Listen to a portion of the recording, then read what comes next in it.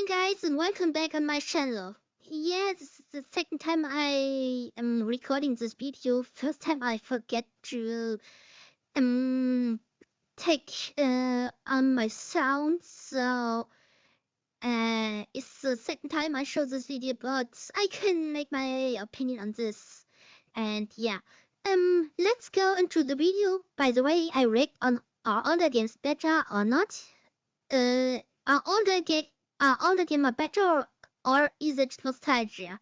I think it's a mix of both. I said in my first video that I deleted, but yeah, let's go into the After video. my massively disappointing experience with Dragon Age the Veilguard, I decided to reinstall some of the older games in my Steam library and take a Here, the Stalker Shadow of Chernobyl, my childhood trip down game. memory lane. And it got me thinking about a sentiment I've seen expressed online a lot over the past few years, that video games have been consistently getting worse and that older games are just better. But is it just nostalgia or rose-tinted glasses that are creating a preference for games of the past, or have modern games actually been getting worse? That's what we're going to explore in this video. So without further ado, Before the video continues, don't forget to leave a like, subscribe, ring the bell, and drop a comment.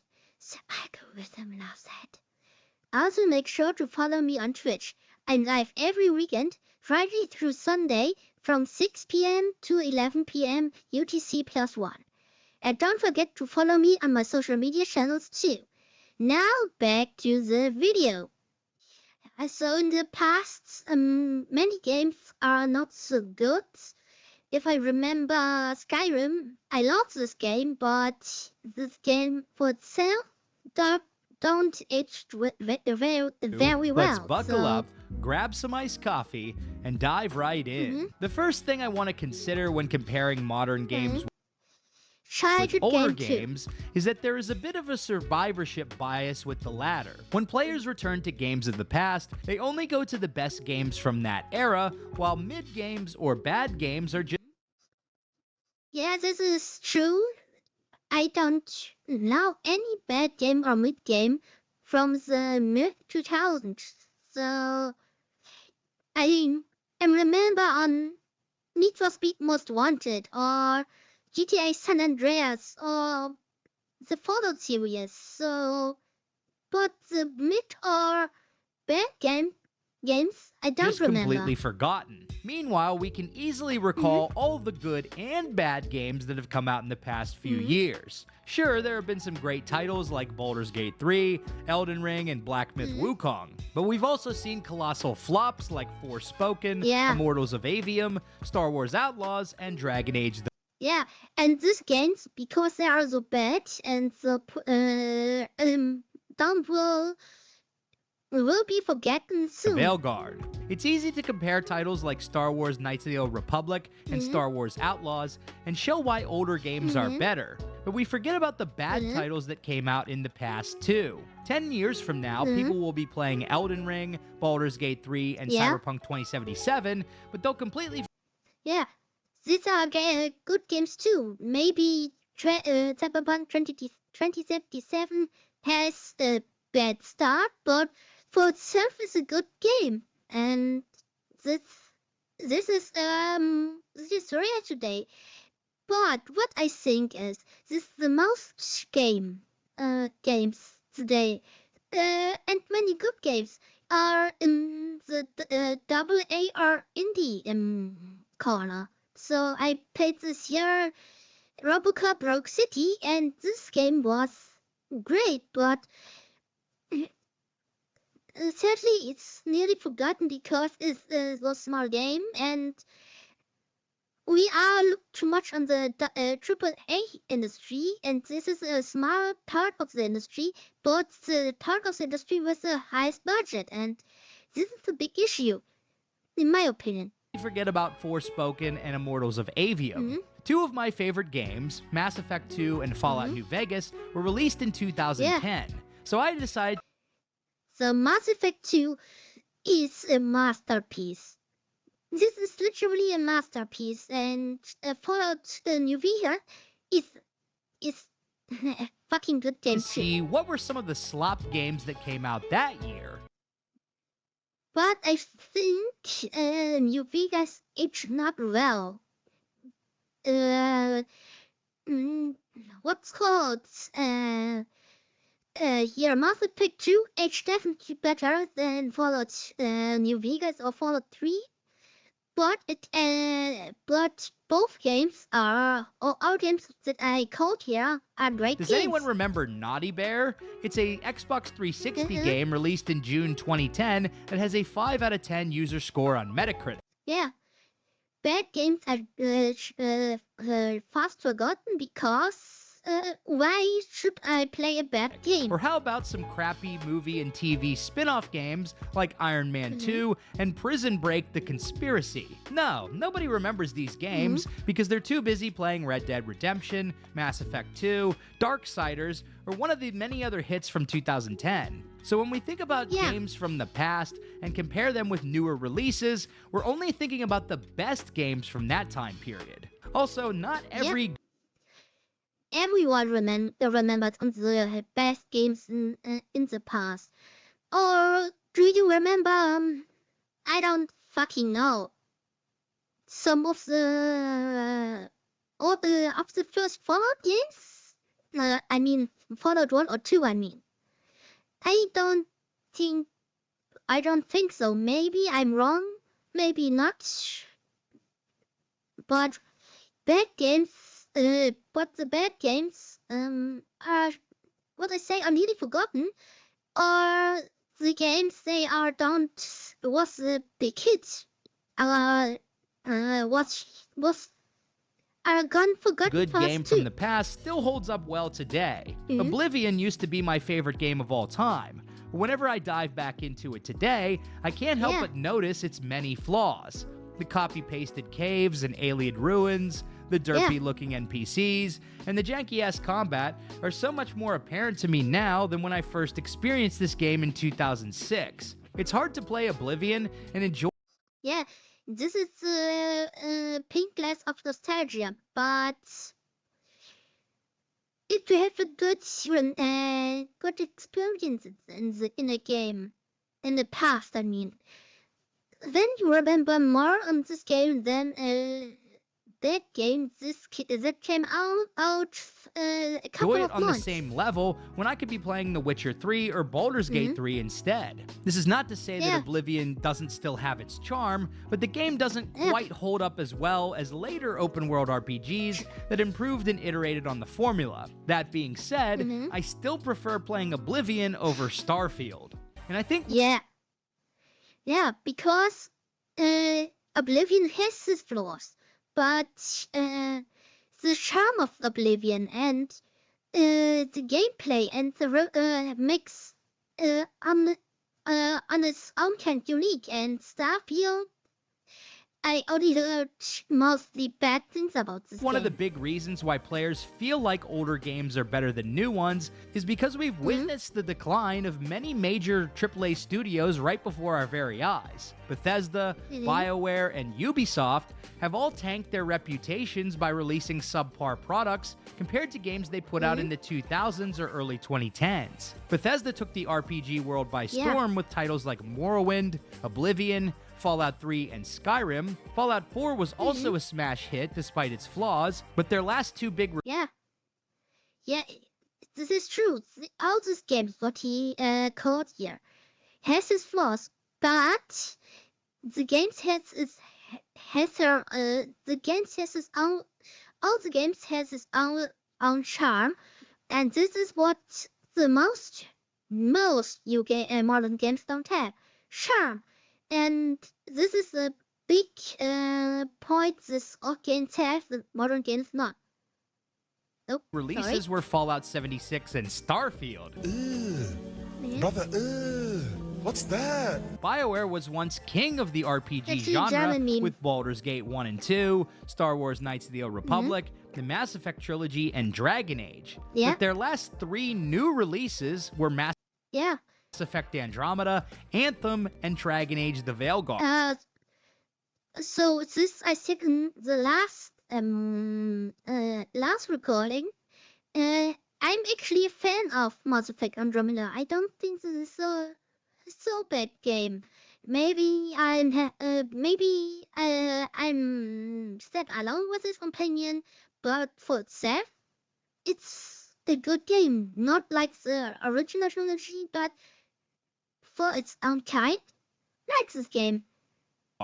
All big flopperinos. Ubisoft used to put out great games too, like the Assassin's Creed Ezio trilogy and Far Cry 3, but they've seen a significant drop in quality in recent years with titles like Skull and Bones and Star Wars Outlaws. Also, a lot of these studios have taken the edge out of their games as well. As video games became big business, large AAA studios started. Well, to itself, I think it's not bad. That big games are big. Modern games are big business. The problem only is if they are only products and not art. It's in my opinion. Playing it safe with their games, opting to sand off the rough edges like Dark.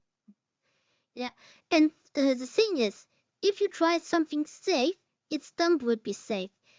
What is the phrase? No risk, no fun. And in this phrase is many true.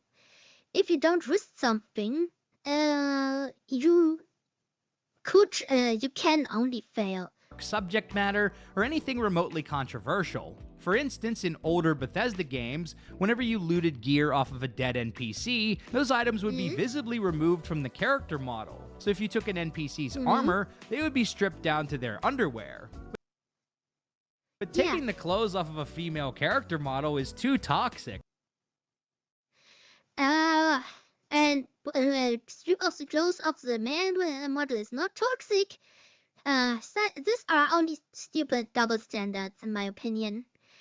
Why is this bad? I mean, the male models are in underwear too, and the females. I don't understand. And leans into the male gaze, which is a little too risky for the corpos. So in Starfield, whenever you loot the armor off of a dead NPC, their clothes remain fully intact. In Assassin's Creed Valhalla, a game where you play as a Viking, if you kill more than a handful of civilians, you will get a game over. This is stupid.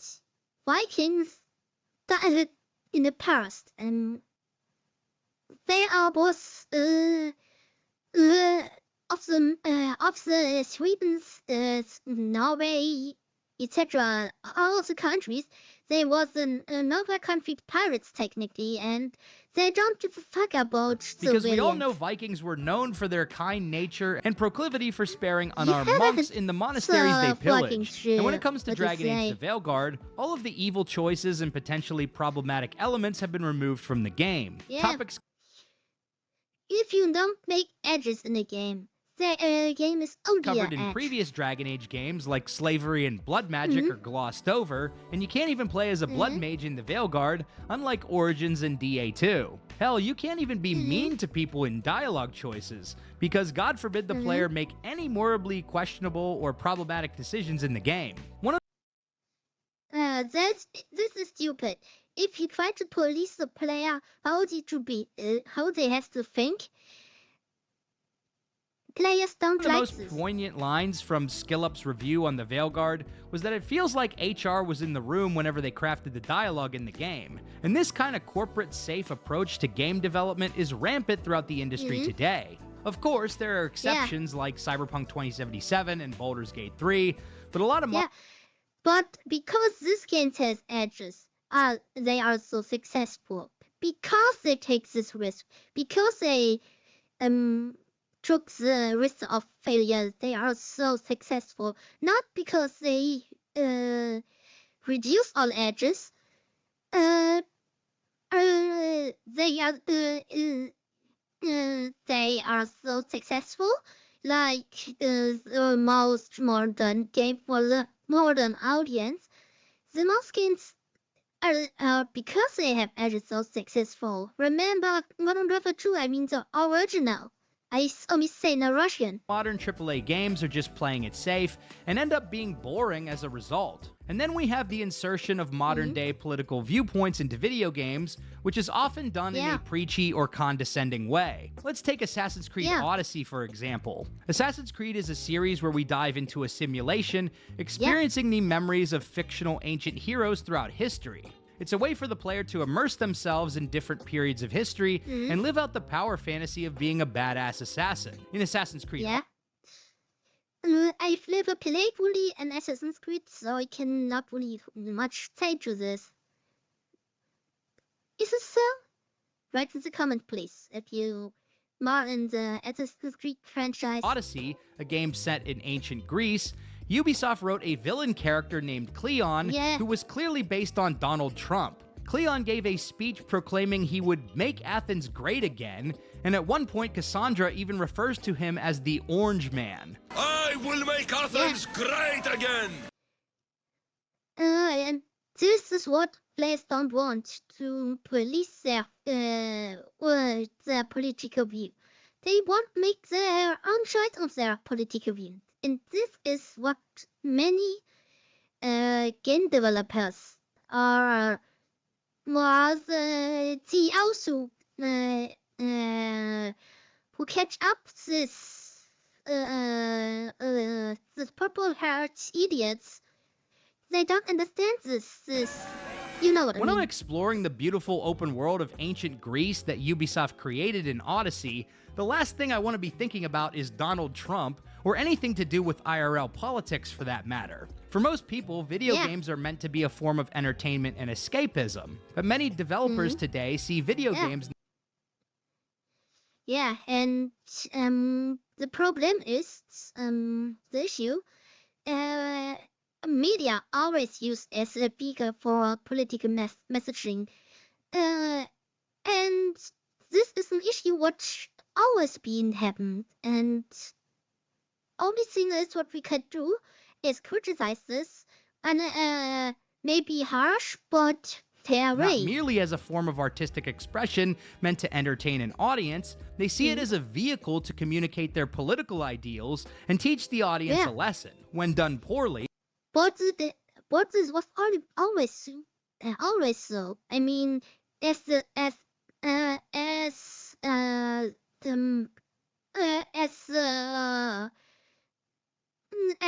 the first people could read books used as political messaging, then was the the radio, then the television, then the cinema, and now the video games. It was always so, and will always be. And the only thing what we can do against it is to criticize which is often the case. These political insertions end up damaging the immersion of the overall experience and ultimately end up being counterproductive to the goals of convincing the audience of said message. Put simply, game devs are doing more damage to their own political causes by inserting these messages. Yeah, and this is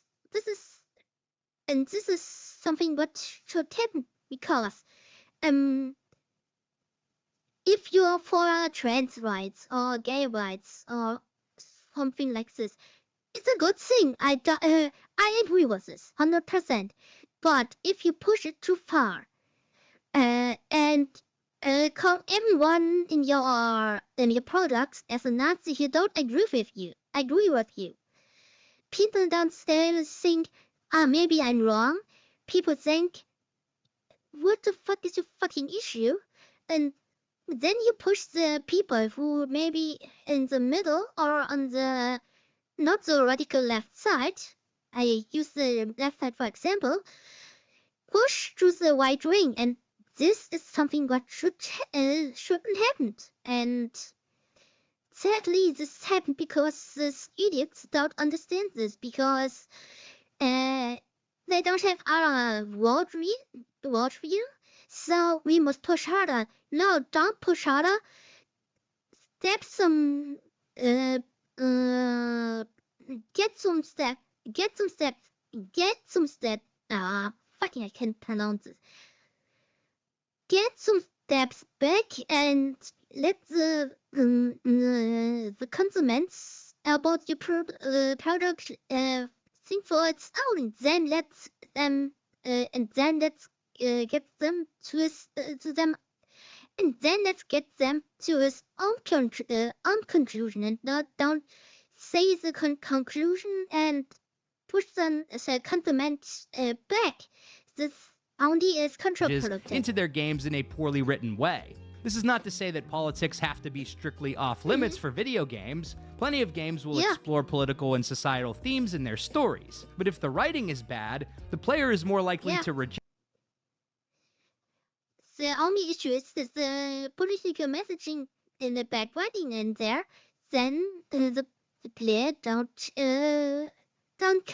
connect your to product and embrace your ideology, especially if they feel like you're talking down to them or insulting their intelligence. Over the weekend, I played Stalk. And this is what people for theft don't like, and this is something what the society must learn Shadow again. of Chernobyl for the first time. And after slogging through a bunch of modern AAA slop this fall, this 2007 post-nuclear apocalyptic shooter was a breath of fresh air. The game doesn't try to shove a bunch of modern-day politics down your throat, and it doesn't feel like it was crafted in a corporate boardroom to be as mass market and inoffensive as possible. It just drops you into a world filled with radiation, mutants, bandits, and fun gameplay. Yeah, you try to survive in this game, and there is no place for political messaging, and you can have your own. And if there are political messaging in there, you can think about your own about it.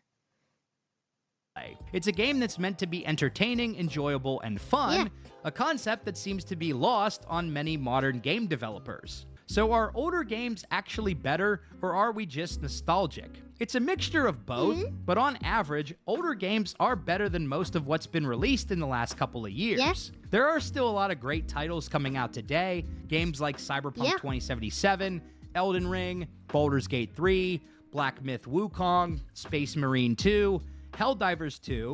There have been a lot of spectacular titles released in the last few years. And these games have stood out because they never forgot the primary purpose of video games.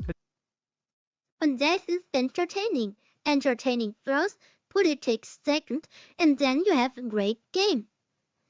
So, what you say, politics can be in the game if it's mixed right and on an entertaining way. But they are meant to be enjoyed by the end user. If you like this video, be sure to subscribe to Big Dan Gaming for more RPG videos and commentary. Big shout out to all the channel members for supporting my content. Until next time, this has been Big Dan.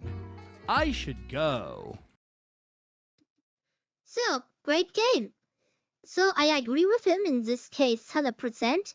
And check out his channel. And I agree 100% with them. Maybe in the past was maybe bad games too, but today the bad games are mostly shown in the AAA industry, and then you see the flops today. But we see us tomorrow in the next game, and not tomorrow. We see us in the next video. And I say bye-bye.